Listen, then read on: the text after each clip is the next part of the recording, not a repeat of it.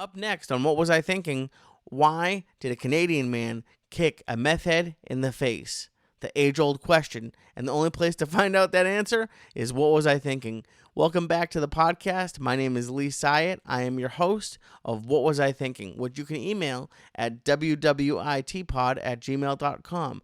This is the podcast where I tell all of your fucked up stories. Any story that made you say, what was I thinking? It could have been good fucked up, bad fucked up. Did I just do cocaine fucked up? No, I didn't, but maybe you did in your story. Maybe you quit a job. Maybe you moved to a different country. Could be a good kind of fucked up, but any story that you look back on now and saying, what the fuck was I thinking?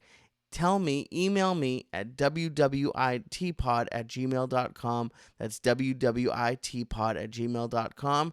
Tell me your stories. I've been enjoying this. This is the third week of this format. I really enjoy it.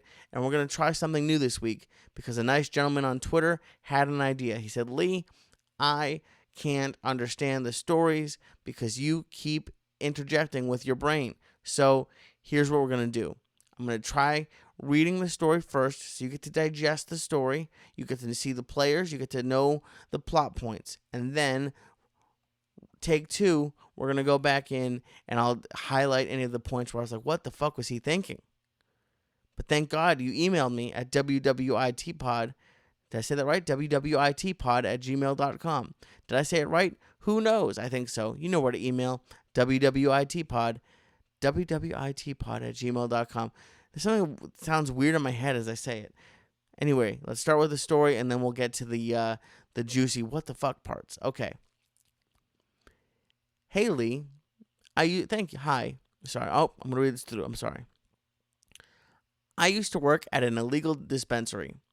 Things are a bit different in the boonies of Canada. And my old boss was a fucking idiot. He decided to hire a meth addict who had just been released from prison. Being an addict with mental health problems, I get it to an extent, but you should have met this guy. So, obviously, within a month, Buddy was... I'm sorry. I love that he said Buddy. I'm sorry. Was back to his old ways and started breaking into the shop after hours and stealing shit to pawn or sell for meth and crack. The boss couldn't figure out who was robbing him. Like I said, he's an idiot. And so he started getting me to run the product to his storage, which just so happened to be the unit under my apartment at the time. Another few months of this, everything's going fine until one day. He's just a little backstory. He said the boss was letting me use his wife's SUV since I was running his product back and forth from work 7 days a week. Mind you, it's an entire marijuana dispensary worth of shit, roughly 10 grand, give or take a few thousand. It's a lot of give or take. I was working a 12-hour day, and my buddy stopped in to get some flour. So I asked him if he could stop at my place and let the dog out since I wouldn't be home until later. Being the gem that he is, he said of course and took my only house key. I had bought myself a Wonka bar, Canadian edible, 500 milligram, and I was going to eat it before I left, so by the time I got home and settled in, it would kick in and I'd be ready to start getting stoned, but something in me decided to wait. Foreshadowing. I added the foreshadowing part. I pull into my driveway and get out of the car and was going to go upstairs and take a shit and then come back to throw everything into the storage. But by the time I got to the top of the stairs, I remembered my buddy had my house key, so I gave him a call and started walking back down my stairs. And that was when I hear from behind the fence, "Give me all of your shit or you're fucking dead." When this meth head my boss hired pops around the fence, probably 10 to 15 feet away from me, with a machete in one hand and a hatchet in the other. Oh boy. Before I can even think, well, fuck, he's in my face. He's in my face, all meth out, swinging the machete for my head, which it hits, but it was dull and one of the cheaper ones, thank fuck. And then the blade broke off the handle, but he had still hit me hard enough that it dropped me off. It dropped me to my ass, which where I was standing had fallen onto my stairs. And then he swung the hatchet, but I managed to catch that with my right hand. It cut it pretty badly, but I was good. Out of pure adrenaline, I got up and turned around and started booking it up my stairs. A little confused about the geography. We're going to have like a little map for like with court, but we're going to keep going. The meth head quickly chased up after me, and once I got to the top, I turned and used the railing as leverage and boot fucked this dude in the jaw twice. Now, I'm not very muscly, especially then, but I am a full-grown man, and Buddy in his methed-out mind ate those kicks like they were nothing. Pause for 1 second. I have surveillance footage, just so you know. He must have gotten a stun gun and a couple more knives hidden because he started stabbing and trying to stab me in the back and side, but I managed to get him in a headlock and brought him to the ground. I thought if I could get a full mount, I could just feed him elbows until he was out. But nope, he stabbed me good in the thigh, and I jumped back to my feet, and so did he. That's when he started tasing the shit out of me, and he's swinging his knife. Now, the letter writer said, I used to box. He sees an opening, and I caught him with a left hook, and I don't know if you've ever rocked anyone, but you can see it in their eyes. He had that look, so I took my chance, got him with a judo throw, and was back on top. There was a bin at the top of my stairs that had a few things in it from the shop, including a space heater. So I grabbed the space heater and beat him over the head with it and started yelling for help. I was stabbed up, tased, and tired and hurting to get stoned, and also you had to shit. I added that. I just remembered it. Eventually, my neighbor called the cops and came over, but he wouldn't come downstairs on my deck to help me, so he told me to run down to him. I did, but I dropped my car keys in the process. The meth head gets up, sees my keys, and tries to take my old dumbass boss's car, but had all the shit in it, and that's how I paid my bills. So I hopped onto the car, so if he did take it, he was taking me with it. He gets out of that one and straight into the worker's car, and he crashed it a kilometer down the road and totaled it. Okay. That's where he ends the story. So I had a lot of questions. I still have a lot of questions, which we're about to go through. He does end it by saying he's doing better now. He has his dream job at a big legal cannabis dispensary, like distributor in Canada. I don't know. It's Canada. I don't know what they have up there. Their money's made out of plastic. I don't really understand this country. I did hear we're supposed to be nicer, so it's a little confusing. I also wanted to say, because I know, and I still know, that I will eventually get fake stories. The reason why I'm choosing to believe that this is a real story is the surveillance footage, which I will play. And it's not surveillance footage of the whole thing. That would have been perfect. And this still could be fake. But he has surveillance footage of him kicking the dude in the face. And if one of your friends or family members was willing to shoot this in order to get on my podcast, I feel like you earned it. I feel like the amount of, not compassion, work ethic that you and your friend or family member were willing to have to get onto my shitty podcast. If this is fake, this is fake, but it looked like he kicked him in the face. So I'm going to choose to believe that it's real. Let me know in the comments. What do you think? Do you think it's real? There's a lot that it's like, this doesn't. First of all, you're Canadian. Thought you guys were nicer. I also didn't know that you guys did meth. I'm learning a lot of new things today. He did say he opened it up with, though, that he used to work at an illegal dispensary. Things are a little different in the boonies of Canada. Actually, turns out that there are illegal dispensaries first everywhere.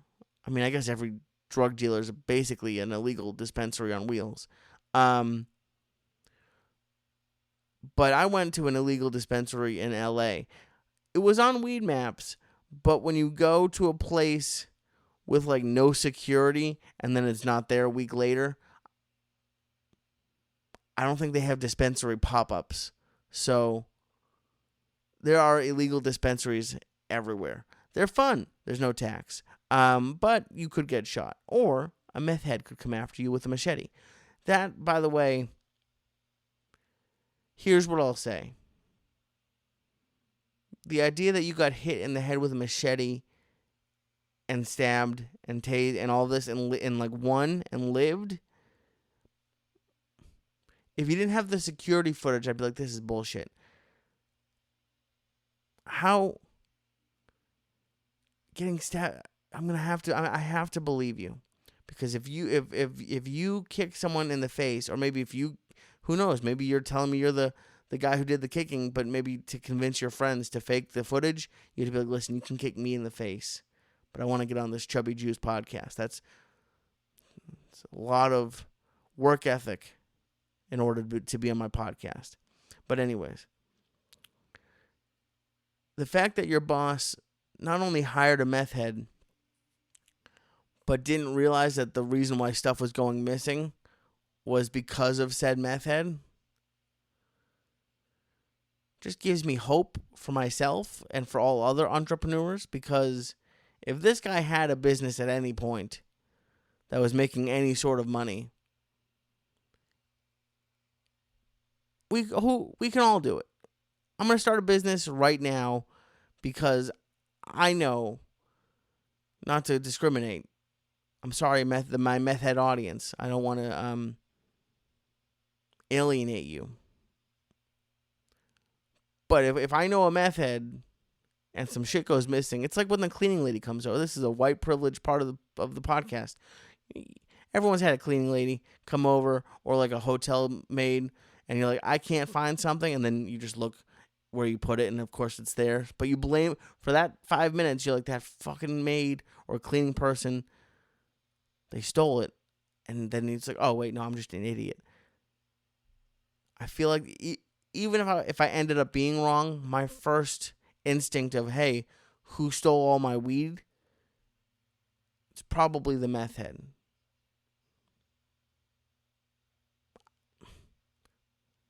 Plus, what is a meth head doing at your illegal dispensary? Is he doing security? Is he not a barista? What do they call them? Bud tenders? I don't know. What does a meth head... Plus, he was selling it for meth and crack. How do you know his order? Is this like a Tyler Durden Fight Club scenario where you're both of these people? I also don't love that you're driving the weed back and forth every day, because that just seems like how at some point this getting hit in the head with a machete might have been your best option, because A, at least it was dull, and B, I'm guessing the cops in Canada might not be too thrilled about thousands of dollars of illegal weed in the back of your car. I know they do ride horses, but eventually you'll run out of gas, because this is a little fucked up. Anyways, I wouldn't drive around with $10,000 worth of weed in my car. At least not that I know about. Especially not every day. That's also just from like the former minimum wage worker in me, who had to like stock shelves. The idea that you'd have to break it down, put it in your car, bring it to your storage unit, and then you can't take an off day. How do you have a day off if all of the shit is at your house? See, this story, I'm open to the idea that this story could be bullshit, but he has footage, which is... Who would lie about footage? I'm trying to think. I was trying to come up with a quick thing of... Oh, Robert Kraft. There we go. Took a second. Patriots. I do love the Patriots. I'm sorry, Robert Kraft. Sorry to bring that up. What if it started again because of me? Like, Lee Syatt brings up Robert Kraft getting a hand job twice in one day. Allegedly. Sorry, Robert. So here's the issue. Let's just skip forward to he gets home. He had given his let's remind you. He'd given his buddy his only key to take the dog out. Gets home, and he is upstairs, about to go inside. When he remembers he doesn't have a key, he turns around. Some guy says, "Hey, fuck you." What does he say? He said, "Give me all your shit or you're fucking dead." That sounds like something a meth head might say. Or someone who probably isn't currently on meth, but wants to get meth. Seems like they might be motivated to get all of your. But where's he gonna go with $10,000? He can't drive. Meth heads can't drive. We all know that. He says it hit him in the head, but the blade broke. Right? Yep. He said the blade broke off the handle. Okay. But it still hit me hard enough that it dropped me to his ass. That must have been a really... At any point, did you wish that the blade wasn't so dull? Because I can't imagine being hit. How deep did it go down? Was it like a dull machete is probably my least favorite machete, because if you're going to cut my head off. I don't want to have like half a machete in my head. And it's like, how do you, if you really did this, good on you, because I feel like if I had been stabbed, I would have given him the boss's weed, my weed. I would have found other weed for him. So this is like, I don't really understand how armed security truck drivers are what they are.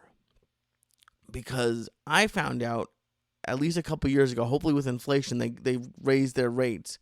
But within the last 5 years, they were getting $15 an hour to be a armed bank car driver.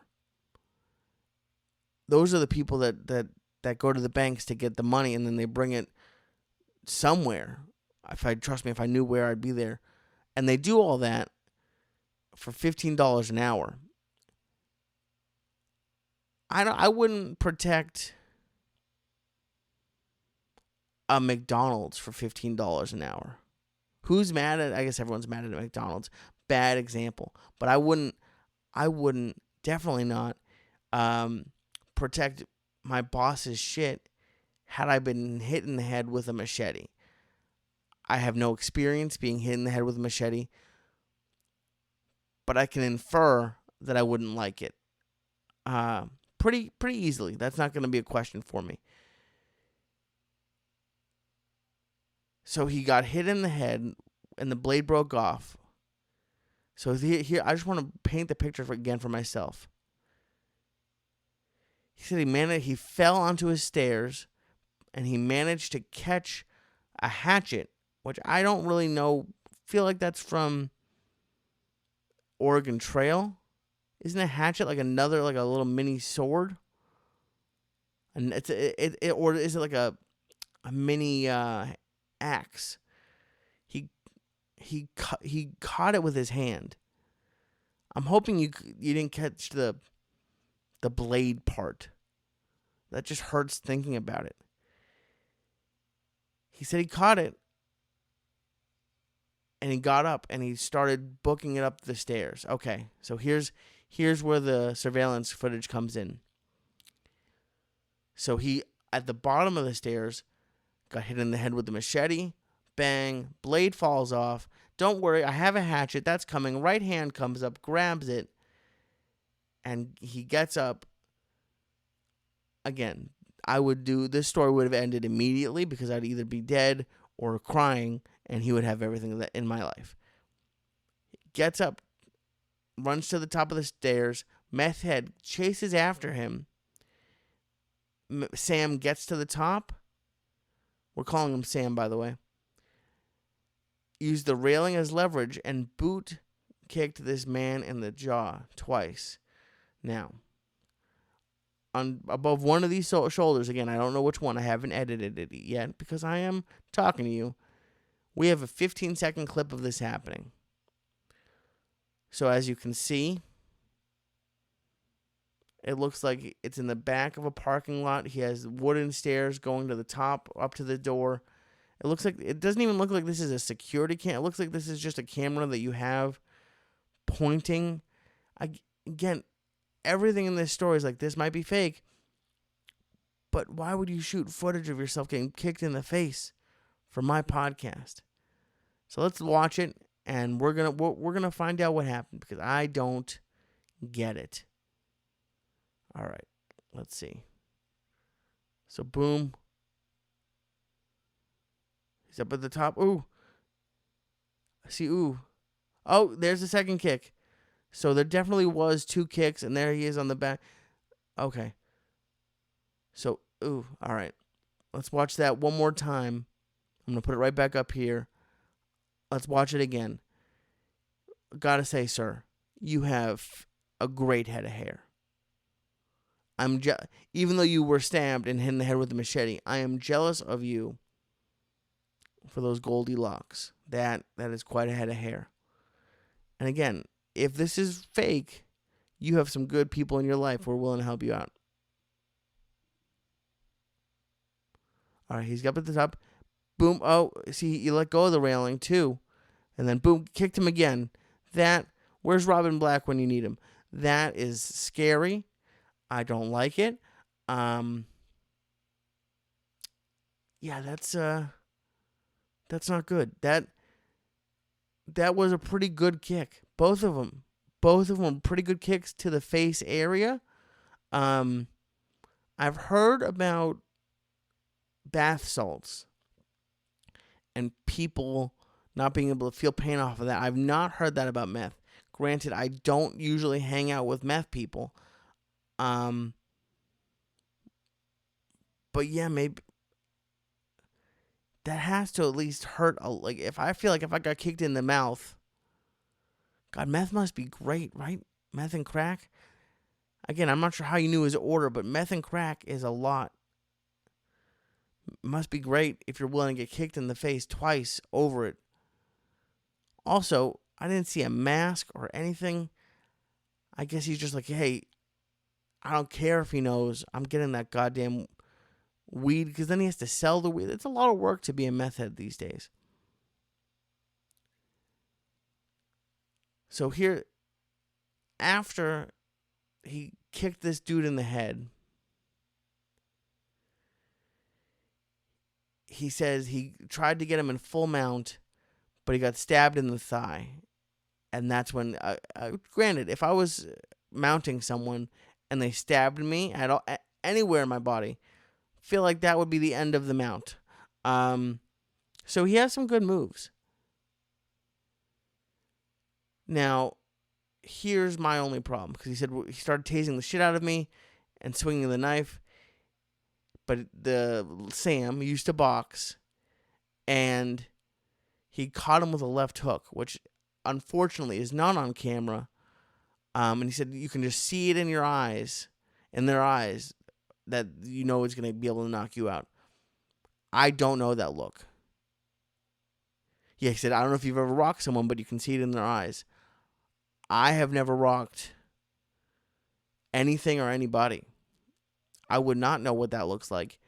I also, at this point in the story, would have been crying. And did you shit? Here's my question. And here's why I'm like 80% sure this is real. Here's where the 20% lives. It lives in the obvious places, like, oh, you caught a hatchet. Why is this machete so dull? Like, did he just buy it? Like, because remember when you were gonna buy Ninja Stars and they wouldn't sharpen them without a parent? I feel like at the Old Orchard Beach Boardwalk, or what's the one in New Hampshire? There's a casino there that a lot of comedians play. It doesn't matter. Oh no, Hampton Beach. There we go. I almost said Hampton Beach. I feel like, why is that machete so dull? But here's the real hard part. how, after being stabbed any amount of times, were you powerful enough to knock him out? That, again, it seems like a lot. Also, you said that your neighbor didn't come out to help until after you hit this meth head with a couple kicks, a left hook, and apparently a space heater. Your neighbor is both the best and worst neighbor of all time. Because I complain when a neighbor coughs too loudly. This neighbor was, it sounds like, willing to let you die before he was like just peeked out the window. Like, hey, is Sam okay? Oh, he's just getting stabbed and kicking a meth head in the face. But at least you know he's not going to bother you. Somehow I don't feel like he is worried too much about the marijuana smell coming out of your apartment. Any visitors you have, feel like he's going to be okay with, because a meth head that was stabbing you didn't like scare him at all. Now here's my problem, or my question. You said that he stole your car, which I don't know. Because you said you dropped your keys, and the meth head picked the keys up and was going to go steal your boss's SUV, which I get. He said that he didn't want that to happen because it was how you made your money, and I get that. But you had just been stabbed, so I feel like you've earned yourself, a little break from the fighting. I think. But then he somehow got your keys and stole your car. I'm assuming that means it was on the same key thing. But that, again, I'll go like 75% this is a real story. If it wasn't for that footage, I wouldn't believe it. Just being honest. But here's what I want to know. You said you don't work at this place anymore. You're working your dream job. I'm very happy for you. What was the boss's reaction to this? And how quickly from the stabbings and tasings did you quit this job? I would think or hope or pray that you quit almost immediately.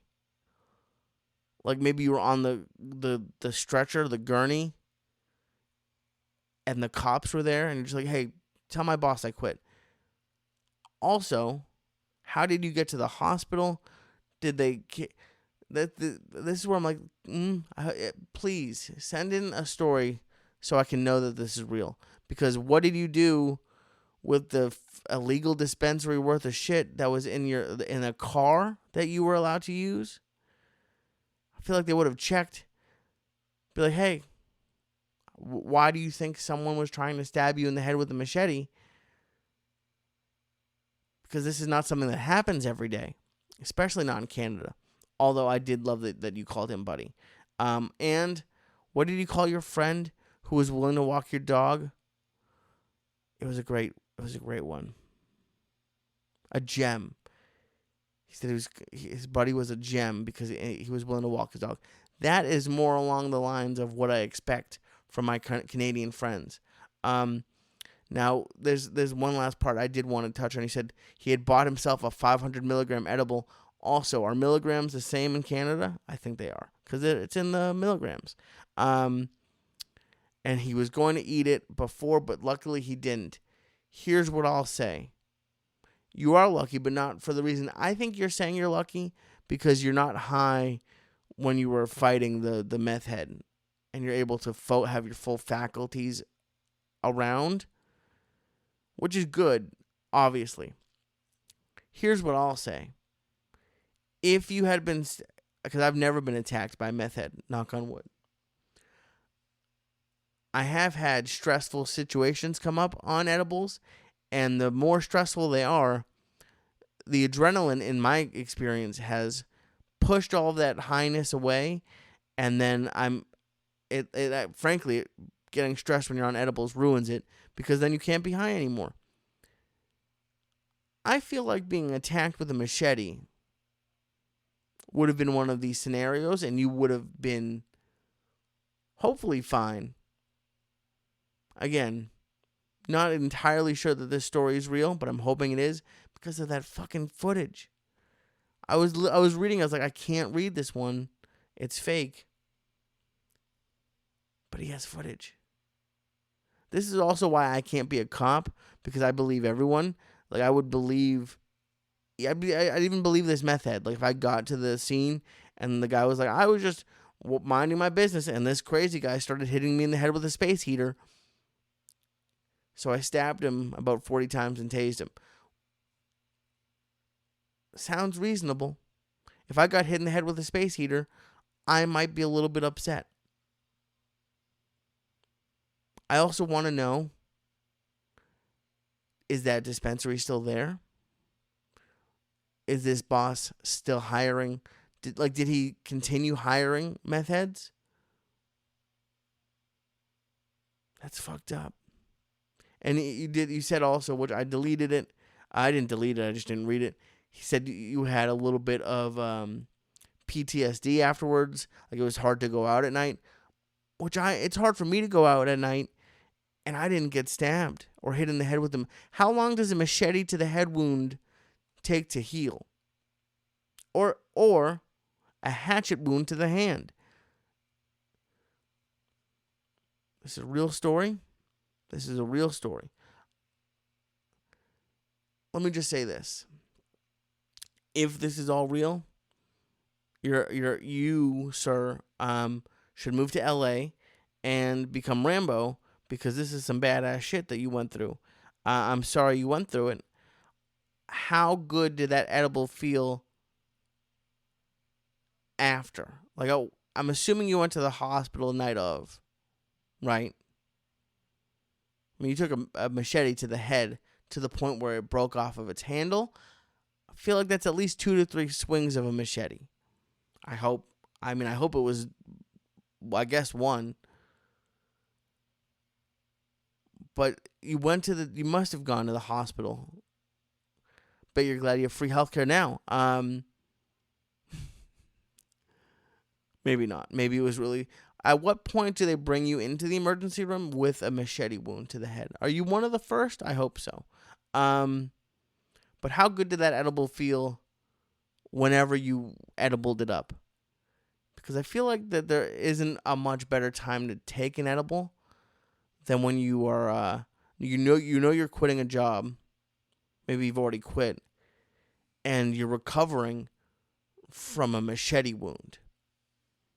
Seems about time to take 500 milligrams, which I don't recommend to anybody unless you have just been recently hit in the head with a machete. A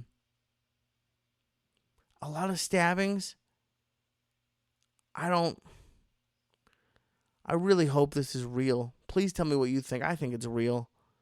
Who would make this up? Who would want to be head? Like, I guess I'm not putting their name onto it, so I guess they could lie. But he's got that footage.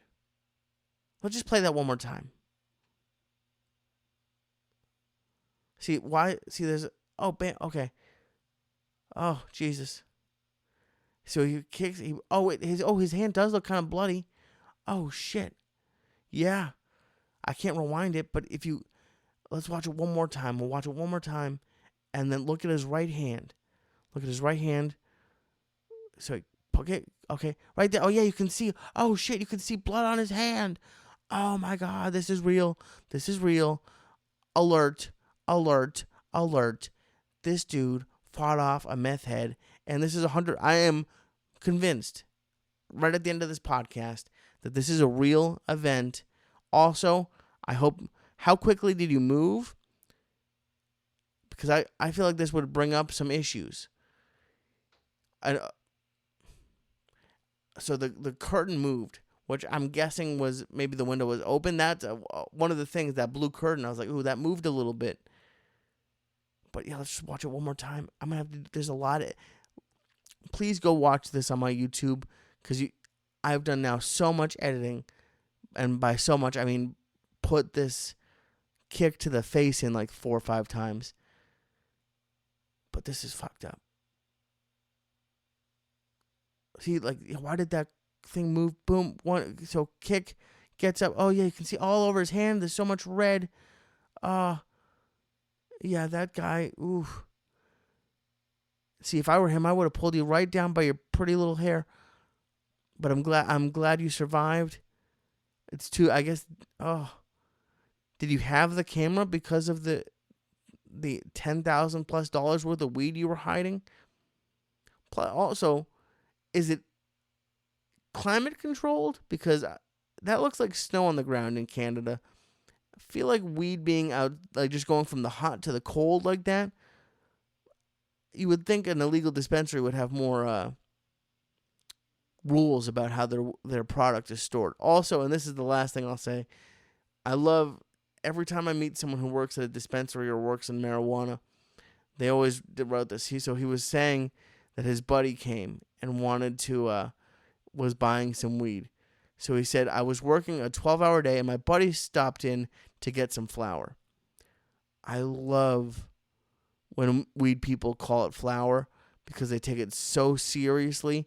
But they're weed people, so like they're high and they're like kind of like, not exactly the most professional people, I would say. But I love every time one of those people, he's coming in to buy some medicine, some flour. Come in to buy some weed. They always call it marijuana and flour. No, they don't call it marijuana. I'm sorry. Cannabis and flour. Got to draw a line somewhere, I guess, and that's exactly where they draw it. They'll do all the fucked up shit. They'll get hit in the head with a machete, but don't call this weed. It's cannabis. Thank you very much to Sam for writing in. Again, your name isn't Sam, but it is now. Thank you for writing in. I hope you've recovered. Must take a while to recover from a machete wound to the head. Just saying. If you would like to have your story told, and again, please don't send me fake ones, email me, WWITpod@gmail.com. That's WWITpod@gmail.com. Thank you very much, and I will see you back next week on What Was I Thinking?